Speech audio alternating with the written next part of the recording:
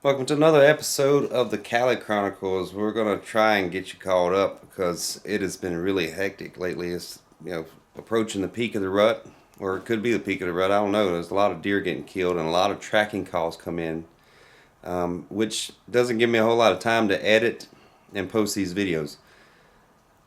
I have received, let's see, the last time I put up a video was track 10 and 11, I believe. I'm up to track 27 now, so you can see how many tracks I've done since the last video. I'm going to try and get as many up as possible. Today, we're going to do track 12 and 13. Track 12, this one here was actually a non-recovery, and those things really hurt. I mean, if you know what it's like to go hunting for deer and the anticipation and excitement, especially if you shoot one, and then get out there and start tracking it, and then you can't find your deer. Well, I go through that multiple times a season. When I go out there to track a deer, I have the anticipation of finding this deer, the excitement, and then when we can't recover it, it's a big letdown. So I'll go through an emotional roller coaster multiple times through the year. Now, when we find a deer, then we're riding on cloud nine, so it's really exciting. So you got to take the good with the bad, and it's really enjoyable to track deer, and that's why I do it. But this one here, I'll give you a little brief rundown. Deer standing broadside. Shot was a little bit back, maybe liver. Not a terrible shot placement. I mean, it's still a lethal kill or a lethal shot if you can get the arrow in there. The problem with this shot, there was limited penetration, maybe 8 inches or so, maybe 10 inches. I'm not sure. There's a little bit of video from a trail camera that's in front of the deer. You can see it run off. The arrows sticking out of the deer. From this angle, you can't really tell how far back or how far forward it is, and so we had to take the hunter's information to kind of base where the arrow actually hit. Callie took us from the hit site all the way to Last Blood, and then took her right through the woods and swung around and kind of brought us back to the field where the deer was shot. Could have been very well been from the hunter's boots as they tracked the deer. I don't know, or she could have been leading us in the general direction the deer went. But we spent quite a bit of time there restarting Callie. Covered a lot of miles in total, letting her venture out a third of a mile, half a mile, bringing her back, restarting her, and never could advance this track or find the deer. So we'll have to put that in the non-recovery category. Hopefully this deer shows back up on camera, even though from the shot placement and the amount of penetration, odds aren't good for that. Typically the deer that are shot, high shoulder, that sort of thing, that's the ones we get on trail camera later. But we can always hope for the best. Now on to track 13. This is a tracker's kind of a dream call here, your ideal situation. We don't wish for bad shots on deer, but when they do occur, we hope the hunter takes the right steps, especially for a tracker coming in. There's a father and his daughter hunting together. The daughter shot a deer, a really nice deer, and hit it low and back, possibly just guts. Wasn't sure if the angle would allow for it got liver, but the father did the smart thing. He walked over to the impact site, surveyed the area, saw a little bit of hair, white hair, and knew it was low, and saw the shot. And so instead of contaminating the area, he just backed out, gave me a call or sent me a text. I called him back, and I told him that because he did not disturb this deer and he left it overnight, that he very well could just walk in the woods and find this deer 100, 200 yards later or less. They usually, as long as they're not disturbed, they don't go very far, especially on a pass through.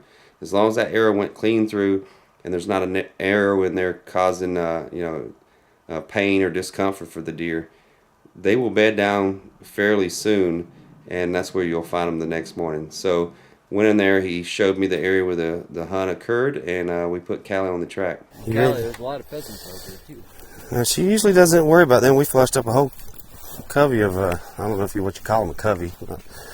It's like 6 or 8 hens right in front of her face, and she didn't even lift her head for them. So were you sitting in the little... We're right here in the gingerbread house. Gingerbread house. Rooster! The decoy was right here. Oh yeah, the decoy. Yep. and then he came out from over there. We have six, so this is the exact last spot. So the only thing we've done is looked right in this general. So he went down this trail, you think? He went right in there. Oh, he just busted through the grass. Just basically. So I haven't done nothing. And you think can you describe on your body where you think the arrow hit? So he was basically, so she's shooting out that window. Yeah. So he's basically just like this. Okay, so it hit on the left side. Hit him here, and would have came out here. Okay, so straight through the guts. And so yeah, so he turned and he went like this. Like this. I got some stuff hanging out. Okay, that's good. All right, Callie, you ready? You ready? Find it, girl. Find it. I'll radio up if I need you.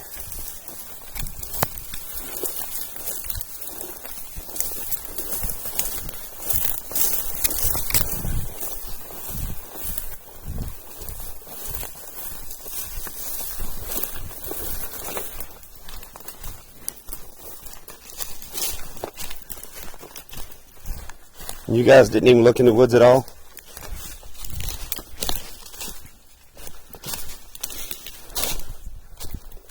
I said you guys didn't look in the woods at all?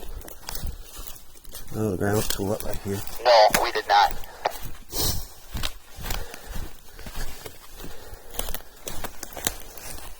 It looks like a bunch of disturbance going down the hill, like the deer ran down the hill.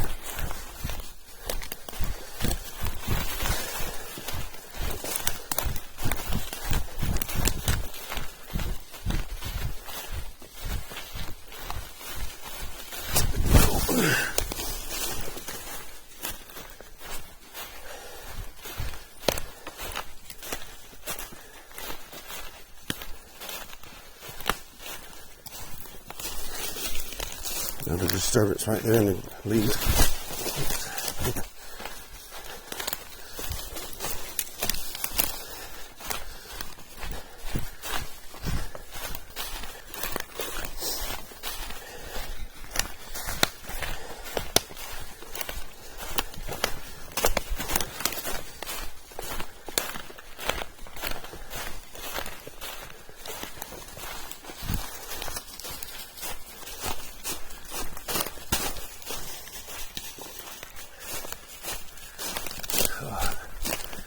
Healy's thing's going to kill me.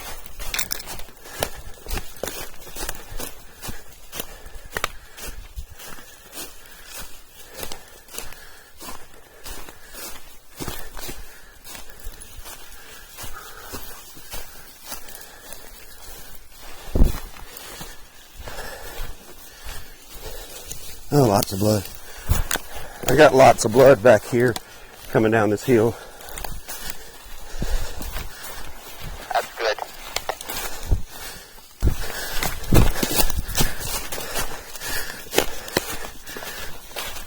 More blood. Keep sending those messages. Oh, it's more blood than I've seen yet this season.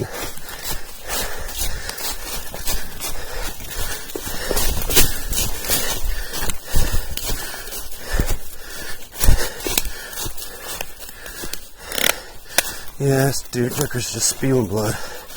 Look at him out. I don't know if you guys can see that. That's a buku. Still blood.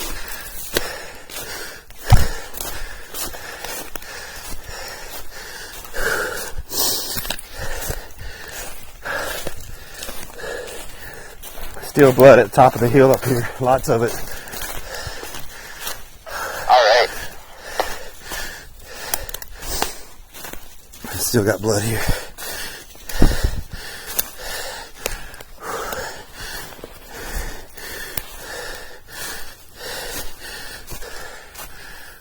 I should be able to see that deer somewhere.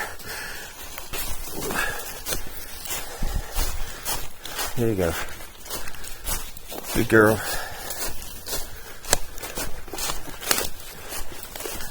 Oh, this hair. I just found a bunch of white hair.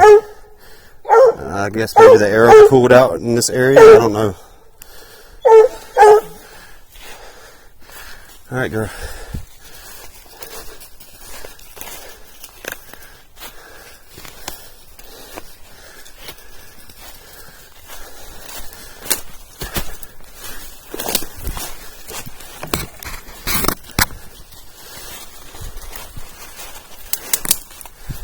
There's lots of blood here.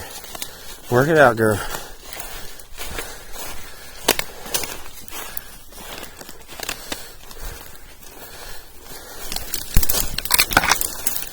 Work it out.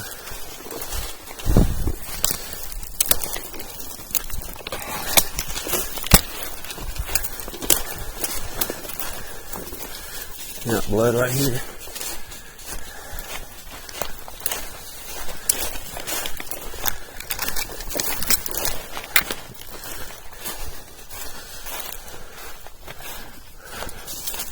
So after allowing Callie to work out this spot, I mean, there was blood here, there was blood over there, it was blood in multiple directions. Then we had the hair laying on the ground, the white belly hair laying on the ground, and I wasn't quite sure what that meant at the time.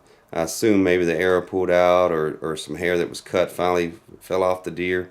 No idea what it really meant at that time. I radioed back to the father and his daughter and the rest of there was a landowner, the neighboring landowner had given us permission to track. He was with them as well. And I radioed for them to come over and join me on top of this hill and, basically try to look for this deer. Maybe it had fallen into the ravine. And then I would let Callie venture off from what is now last blood and see if we could recover this deer. You see that flag right there? That's where blood is, and there's so much blood in this area I can't really tell the direction, so it may have stood there and bled. There's a bunch of hair. Arrow could have come out there, or just a tuft of hair fell. But I was thinking maybe it tumbled back down that gully as it died. And so I'm gonna let her venture around a little bit. There's a big long bedding point that goes out that way. Here, girl.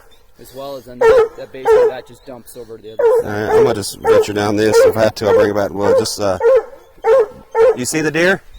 Okay. You see the deer?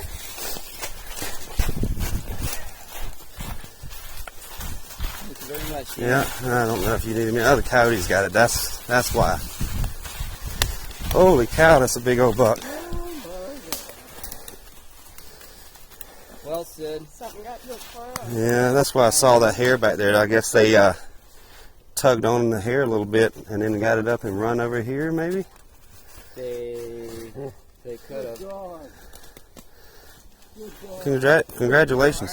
Thank you. That's a dandy. So there you have it, track 12 and 13. I know this was a relatively short video compared to some of the other ones, and we're going to have some more, or I'm going to have some more posted as soon as I get some free time, which likely will happen very soon. The weather has turned really cold up here. We're getting a little bit of snow.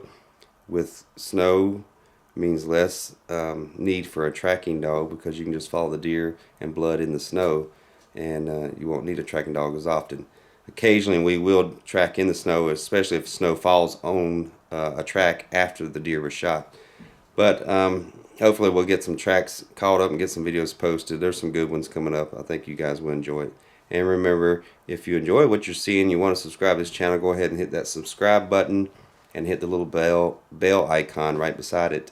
And you'll get notified whenever I upload a video to the Callie Chronicles, or when spring rolls around, you'll get to see some turkey hunting. So look forward to that too. See you guys later.